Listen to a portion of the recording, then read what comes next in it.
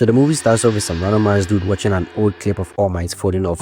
Genuinely one of the best moments in all of My Hero Academia. And this guy gets it. After seeing All Might carry out that masterclass of an ass open, he stands up applauding and saying bravo. And bro, the niggas that uploaded that clip of All Might must be set for life. I can only imagine how many views that clip must have gotten on their version of YouTube. They can just sit back, relax, and watch the bread rolling. Kind of like Mariah Carey and her Christmas song. I know every time Christmas comes around, her bank account balance is looking bigger than Santa's belly. As we all know, All Might says you are next after defeating All For One, indicating Deku is the next symbol of peace. But this random ass guy also received the message and somehow thought it was meant for him. Ain't nobody talking to you, bro. We then cut to a scene of these three NPCs robbing a shelter of all their food, thinking shit was sweet. We have a fat dude who can bounce around. We have a guy who uses exploding boomerangs, and we have a guy who can mate with a car. Bro thinks it's upgrade or something. But unfortunately for them, Class A was on patrol that day. So Deku takes off from the car, right? We get this clean ass shot of him floating in the air, using his float ability. And then he propels himself for using his air cannons, quickly catching up to the bad guys. As soon as he was within range, he uses Black Whip to grab onto the truck, stopping it from moving. So the two dudes try attacking him, but that shit doesn't work. He weaves the boomerang thing, and bro tries smashing him with his spatter's body, but he weaves again. The boomerang then goes around to attack him from his blind spot. By using danger sense, he weaves that shit easy. This dude with a nasty backhand before the daggers explode on impact,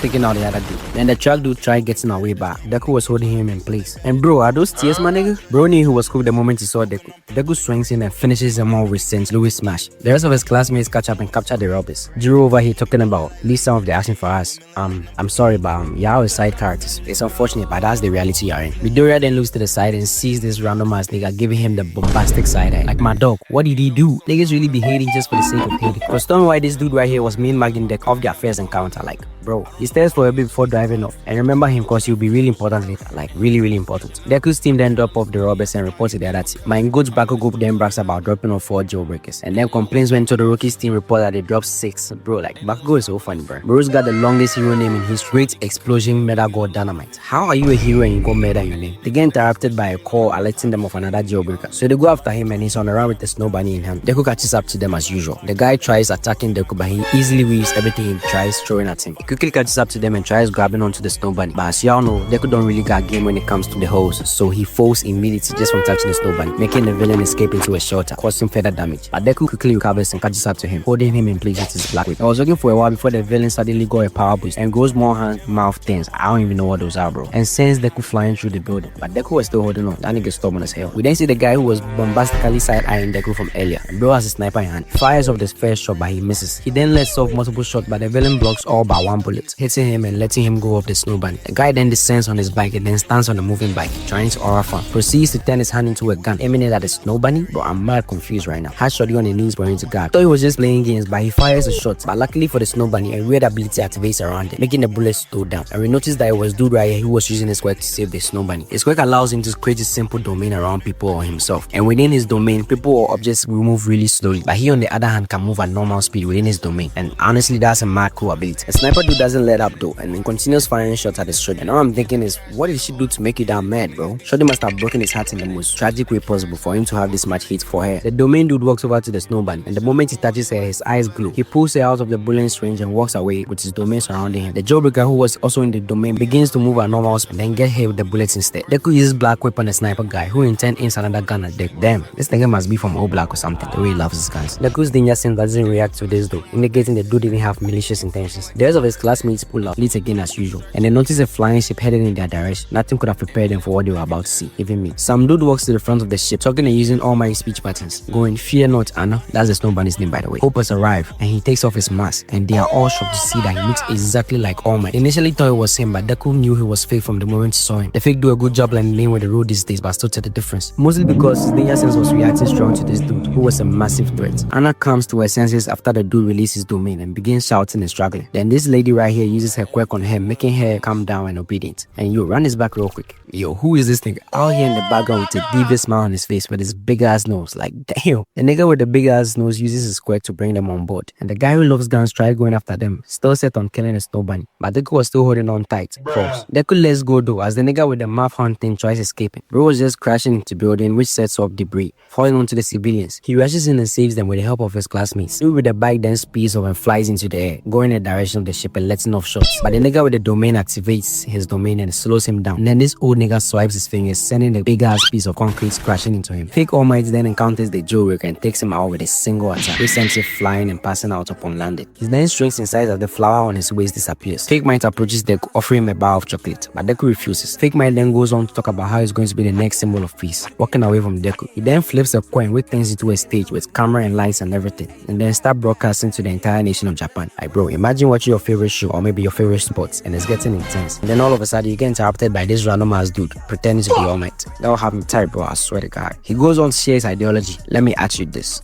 What made All Might a symbol of peace? It was his strength. Villain couldn't win against his core light strength. The weak looked at him with both admiration and envy.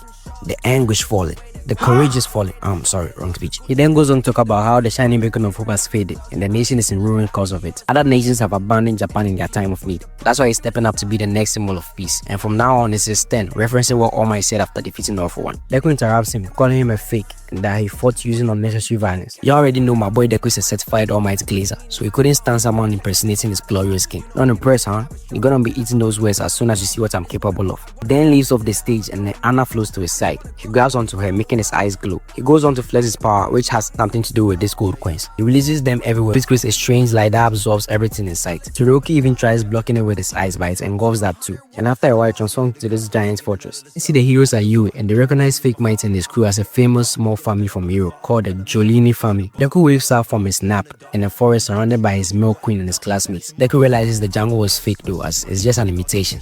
Like bro, everything about this nigga is fake. They begin scouting around and make up their minds to regroup with their classmates, who are also somewhere in the forest. Todoroki's group spots a city and head in that direction. Fake Might then makes a call to Yui, asking to speak for All Might. All Might, being a good hero that he is, asks about the people he absorbed into his fortress. And bro says, oh yes, my specimens are alright. And All Might was confused. Specimens? And since you've lost the power, I promise to step up and surprise you in everything that you did. All Might then asks him to release the hostages, but he refused. He says he needs all of them in order to achieve his goal of surpassing All Might. And you know exactly what he meant by that later. All Might calls him out on his BS and says he's doing whatever he wants and presenting himself as a hero, when in fact his heart is full of darkness and he can never entrust him to protect the country. He then tells him that he's already chosen a successor, so Fake Might got pissed and changes his name to Dark Might, saying the heroes he believes in so much will be kneeling before him soon. He says more nonsense before hanging up the phone. One of Dark Might's henchmen, who was the reason why the jailbreaker got away with the snow bunny, promises to make up for his mistakes. Dark Might then tells him that this was his last chance. He then goes on his knees and kisses the snow bunny's hand, making his eyes glow. The rest of them follow suit and notice how they all kiss her hand. Well,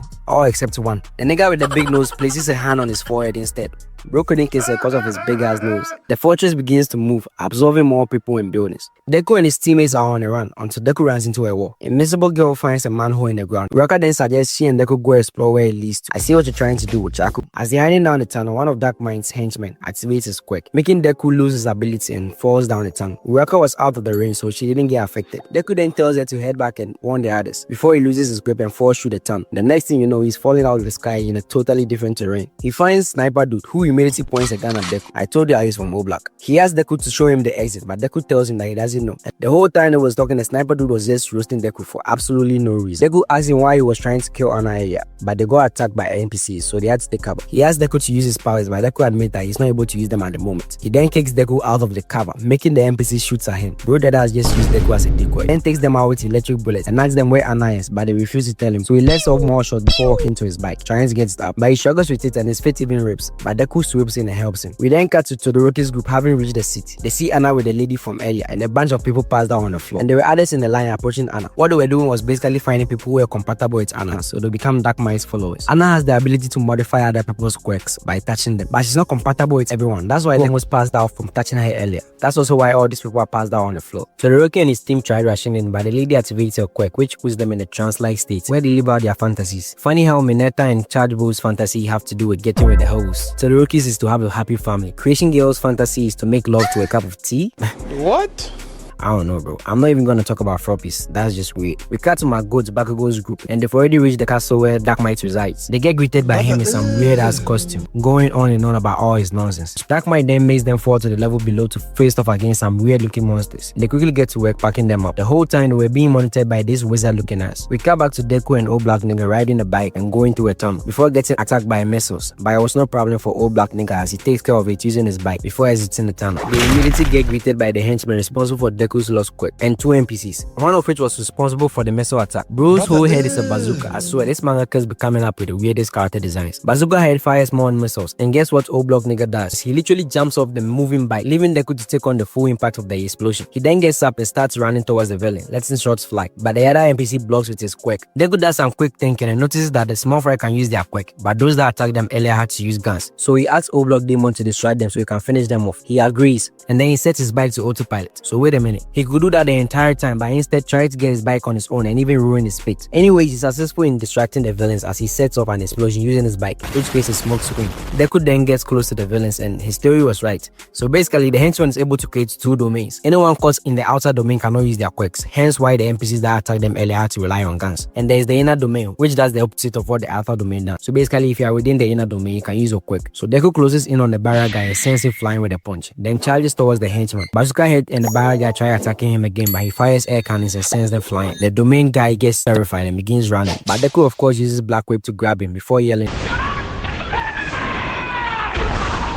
"I'm sorry, what? Manchester Smash?" Out of all the names you could have chosen for an attack, you chose Manchester. You could choose, I don't know, maybe Barca, the greatest team in the world. I don't care what y'all say, argue with your mouth. But Dark Might appears after Deku defeated the domain guy. Deku tries attacking him, but he sends him flying. Before picking up his henchman, who is begging for another chance, but Dark Might says he's run out of chances before dropping him into a pit that leads to God knows where. We then see Bakugo's group having cleared the dungeon that they were in. Bakugo then takes out the dungeon boss and then says, "I'm a walking cheat code." "My glorious ghost Bakugo." Deku arrives at the scene where his classmates were passed out on the floor. The lady puts him into sleep as well, leaving out his fantasy. And you guessed it, his fantasy involves All Might. I guess alerted by the original owner of 1-4, who was like, "Wake your bitch ass up, nigga. This is just a dream, bro. This ain't real." He then somehow manages to infiltrate the sniper dude's fantasy. And we see that he used to serve Anna. So here's the thing. We see that Julio, which is the sniper dude's name, used to serve Anna. His quirk that allowed him to neutralize other quirks, which he used to neutralize Anna's quirk. So basically, if you touch her, she's able to modify your ability to some extent. But she has to be compatible with you for that to happen. Anna doesn't have control of her quirk though, so her quirk is always active. And if she doesn't get anyone to modify in a while, her quirk turns against her and she feels incredible pain. Which is why Julio was hired, because of his quirk. So he neutralizes Anna every time she goes into overload, basically. So that was his purpose in Anna's life. Everything was going on until Dark Might and his gang found out about Anna's quirk and then decided to capture her. Back in the present, the lady was trying to assassinate Julio, but Deku manages to reach his dream and tells him that this wasn't real and it was just a fantasy. And he realizes that Deku was right because he still had his right arm and his leg. So he aims his gun at the lady and shoots her, which makes her deactivate her quirk, releasing Anna and the other hostages. He sees Julio and tries running towards him, but he still points his gun at her, still intent on killing her. Yao is probably confused, but that will make sense in a bit. He fires a shot, but Deku gets in his way, allowing the lady to escape with Hana with the help of Big Nose Dude. Deku then asks why he wants to kill her so bad, and Julio says it's cause that's what she wants. Okay bruh, but it didn't seem that way to me. He then gives us a low backstory, basically saying everything I already said. She made Julio promise to kill her before her quirk got out of hand. That was the promise Julio made to her, so he had to kill her. That's why he's so bent on killing her. After saying all of that in some back and forth between him and Deku, Deku tells him that there are other ways to save her than to kill her. He and his classmate decide to help save her.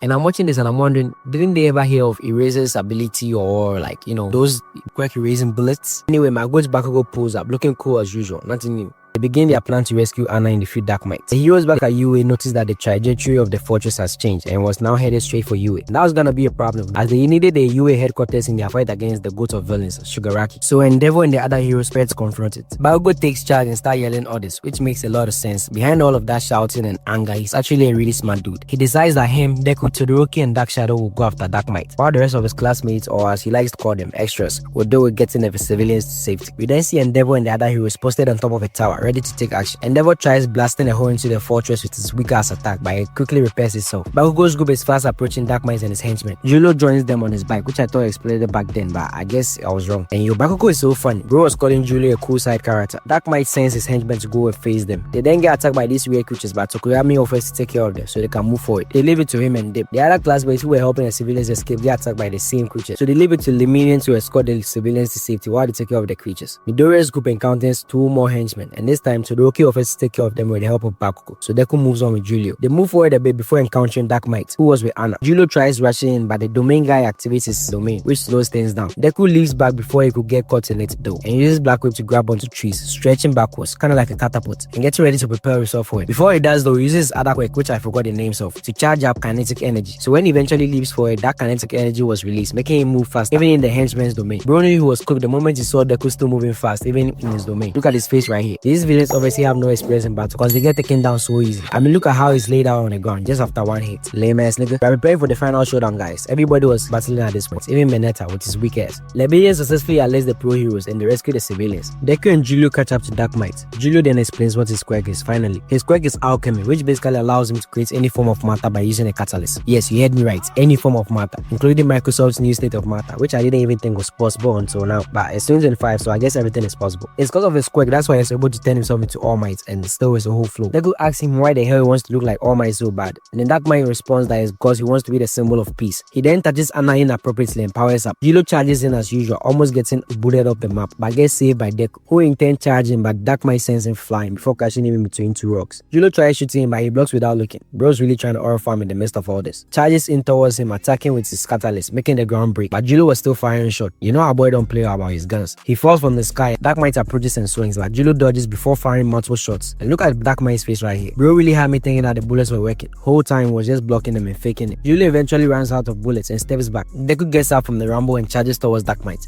But all of a sudden, Bro's an edge bender as he crashes Deku with Edge and he's really enjoying himself. Julio tries blinking him, but he edge bends again, smacking the blick out of his hand and hitting with a nasty 3-piece combo before palming this poor man's head and near him to the gut so hard he was spilling out that day's breakfast, lunch, and even dinner. He goes back a little and then does a little spin move, kicking the fuck out of him. This man then summons a freaking spirit bomb. Bro's really doing it all. Just look at how Julio is laid down on the ground. He attacks with a giant hand, but Deku rushes in for the save before he sends this man to a Michael Jackson concert. Deku then uses a smoke screen so Julio can go and rescue Anna, but the mind controlling lady puts him to sleep. We then come back to my goat Bakugo and Todoroki still battling the extras. The big guy could teleport while the little guy had telekinesis. Bakugo and Todoroki got tired of not being able to hit their targets, so they decided to level the playing field and literally blow up everything in sight. And they make a pretty damn good team. You see, Todoroki uses his flames to turn up the heat, which in turn made Bakugo sweat more, increasing his power. But for those of y'all who don't know, Bakugo produces sweat that can explode. His sweat contains nitroglycerin, which makes it explode. So using this combo attack, they destroy everything. And since there wasn't any safe spots for the villains to land, Bakugo takes the opportunity to sneak behind them and blast the fuck out of them. And that was that. It was that easy for them to take them out. I told y'all, Dark Might's henchmen had cool abilities, but they really suck at fighting, even after getting power boost from Anna. Back to Deku though, and Dark Might is now edge bending. Bro, what am I looking at, bro?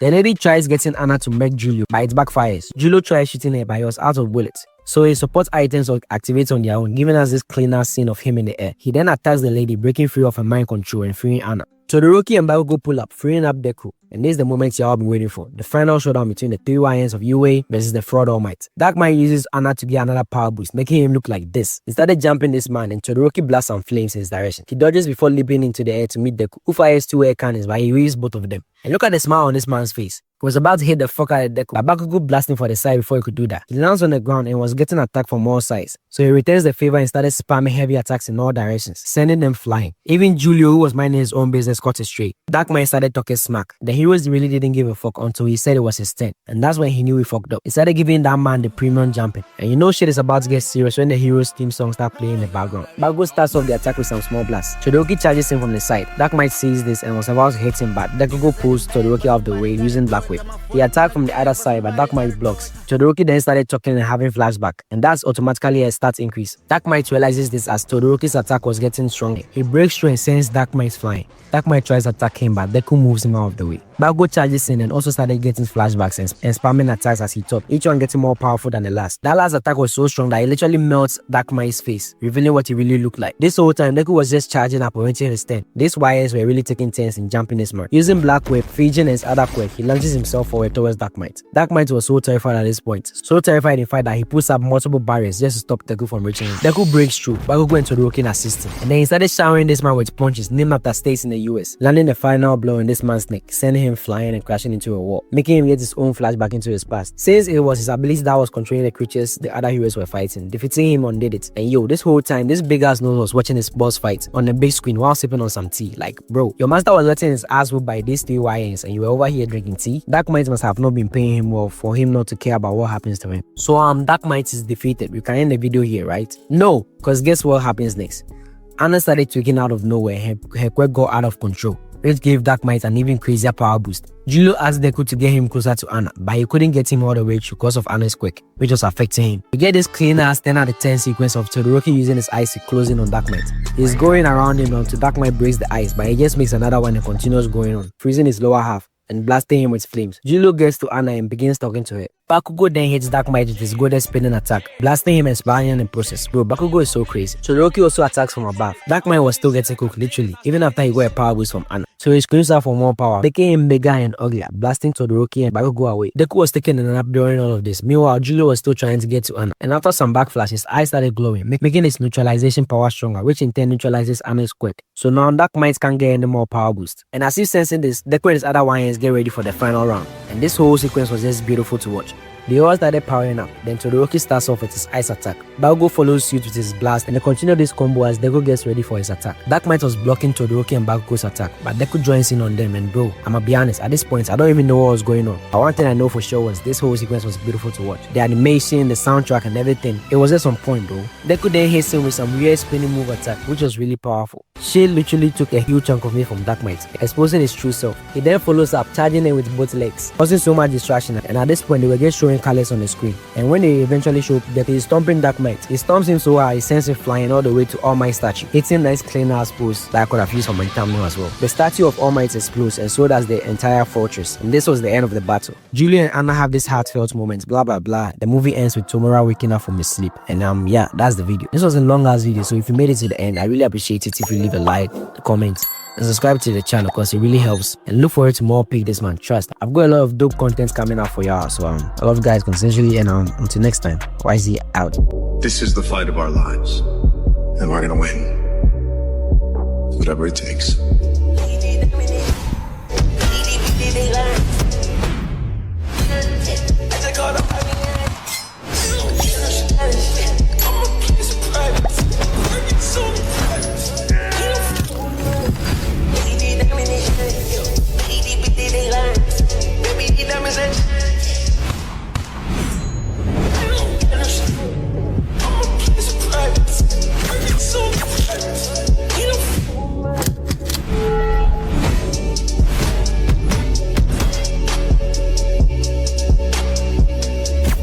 Listen to your mom.